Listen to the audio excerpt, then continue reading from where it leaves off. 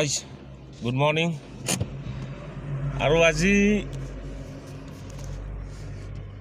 জানুৱাৰী 23 তাৰিখ শনিবাৰ। এতিয়া ৰাতিপুৱা 8 বাজিব আৰু এতিয়া মই মাছ নিব আহিছোঁ বিজয়নগৰ। আৰু আজি বহুত কুঁৱলী পৰিছে,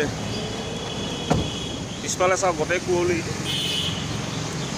আৰু এতিয়া মই আছোঁ বৰ্তমান বিজয়নগৰৰ মাছৰ বজাৰত আহিছোঁ, মানে যাম এতিয়া। আৰু